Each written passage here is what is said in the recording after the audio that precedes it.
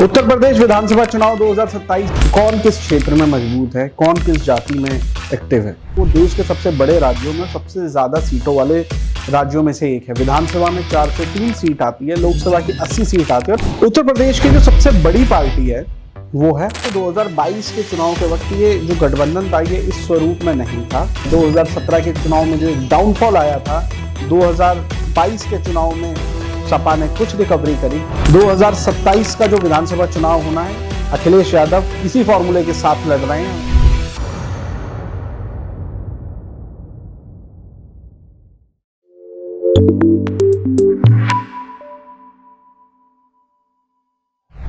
उत्तर प्रदेश विधानसभा चुनाव 2027 एकदम नजदीक आ चुके हैं और इस चुनाव का जो गणित है वो सॉल्व करके मैं आपको आज बताऊंगा कि ये जो चुनाव होने वाला है इसके अंदर कौन कौन सी पार्टियां हैं, कौन कौन से नेता हैं, अभी किसकी कितनी सीटें हैं, कौन किस क्षेत्र में मजबूत है, कौन किस जाति में एक्टिव है। क्योंकि उत्तर प्रदेश को जब हम देखते हैं तो वो देश के सबसे बड़े राज्यों में और सबसे ज्यादा सीटों वाले राज्यों में से एक है। विधानसभा में 403 सीट आती है, लोकसभा की 80 सीट आती है। और आप ये कह सकते हैं कि जो यूपी की सत्ता पर काबिज होता है, कम या ज्यादा देश की राजनीति में भी वो ही रहता है।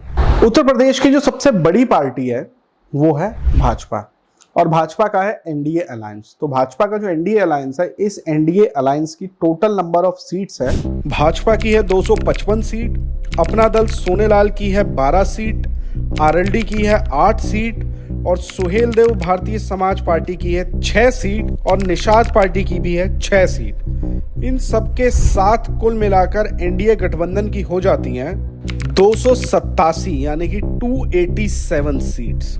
समाजवादी पार्टी की है 111 सीट, इंडियन नेशनल कांग्रेस की है 2 सीट, सपा और इंडियन नेशनल कांग्रेस एक साथ गठबंधन में है।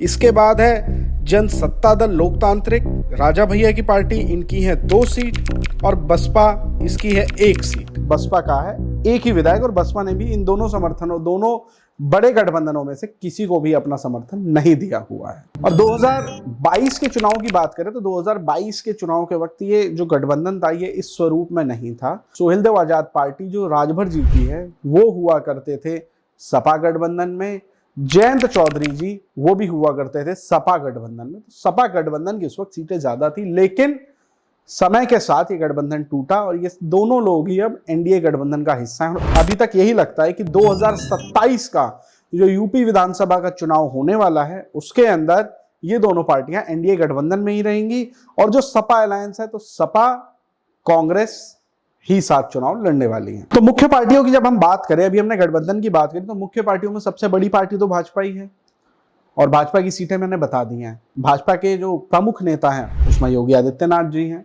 दूसरे नंबर पे जो सीएम आते हैं वो ब्रजेश पाठक जी आते हैं, और 2 डिप्टी सीएम हैं। दूसरे डिप्टी सीएम आते हैं केशव प्रसाद मौर्य। इसके अलावा भी भाजपा के अंदर बहुत सारे नेता हैं, और जो सभी पार्टियों के बड़े नेता हुआ करते थे, सपा के हुआ करते थे, बसपा के हुआ करते थे, उस सभी छोड़ के अब लगभग भाजपा के अंदर ही हैं जो बड़े नेता हैं। जैसे कि हम ब्रजेश पाठक जी की बात करें, जो डिप्टी सीएम है वो खुद बसपा से आए हुए लीडर हैं।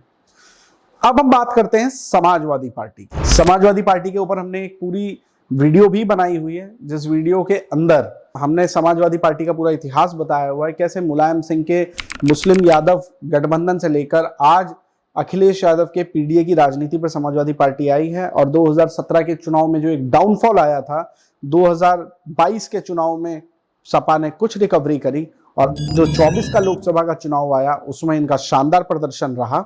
लोकसभा चुनाव में समाजवादी पार्टी का जबरदस्त प्रदर्शन रहा और उनकी 37 सीटें आई और 6 सीटें आई कांग्रेस की। ये शानदार प्रदर्शन रहा पीडीए के फॉर्मूले से। पीडीए मतलब कि पिछड़े, दलित और अल्पसंख्यक। अखिलेश यादव अब इन्हीं की बात करते हैं और पीडीए परिवार कहते हैं। पीडीए उनका परिवार है और वो पीडीए की राजनीति कर रहे हैं। 2027 का जो विधानसभा चुनाव होना है, अखिलेश यादव इसी फॉर्मूले के साथ लड़ रहे हैं। उनके साथ है कांग्रेस पार्टी। कांग्रेस पार्टी की बात करें तो कांग्रेस पार्टी का ग्राफ काफी नीचे जा चुका था विधानसभा चुनाव में। 2022 के विधानसभा चुनाव में वो मात्र 2 सीटों पर आकर रुक गई थी। अब जब लोकसभा चुनाव हुए हैं, लोकसभा में अच्छा प्रदर्शन रहा है, 6 सीटें आई हैं। देखना है कि आने वाले विधानसभा चुनाव में कांग्रेस कहां जाती है।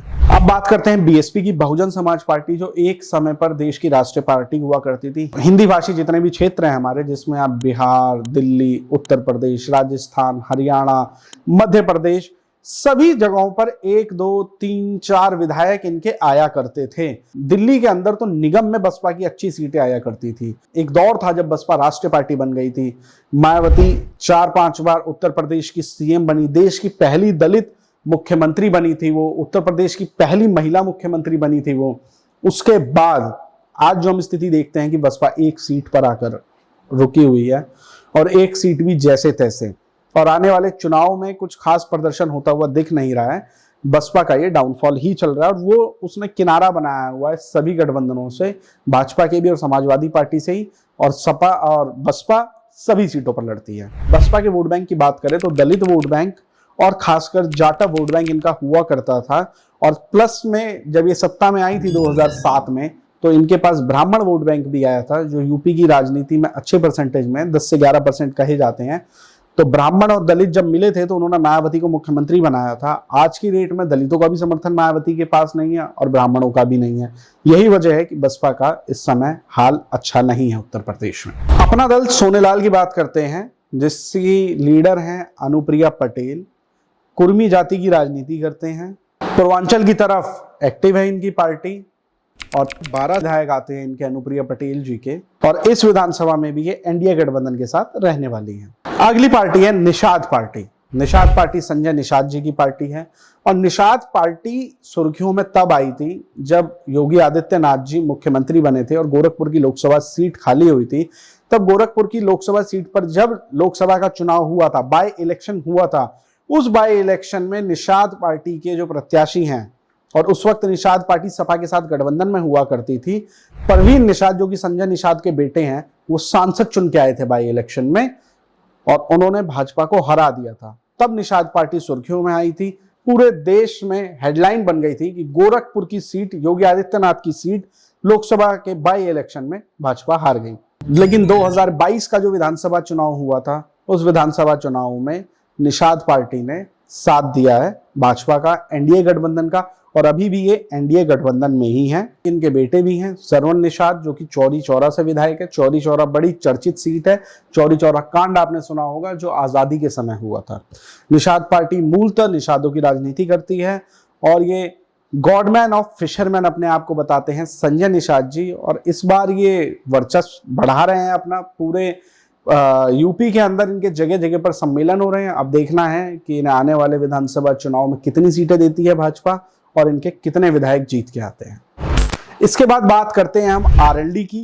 आरएलडी यानी कि राष्ट्रीय लोकदल, जो कि चरण सिंह जी की, जो पूर्व प्रधानमंत्री रहे हैं, अजीत सिंह जी जो कि केंद्रीय मंत्री रहे हैं और इसी पार्टी से आते हैं, उनके बेटे हैं जयंत चौधरी, जो कि राज्यसभा सांसद हैं और अभी सेंट्रल में मिनिस्टर भी हैं। 2022 का विधानसभा चुनाव जयंत चौधरी जी ने समाजवादी पार्टी के साथ लड़ा था, और इन्होंने एक बड़ा चर्चित स्टेटमेंट दिया था कि मैं कोई सिक्का थोड़ी हूं कि मैं पलट जाऊंगा।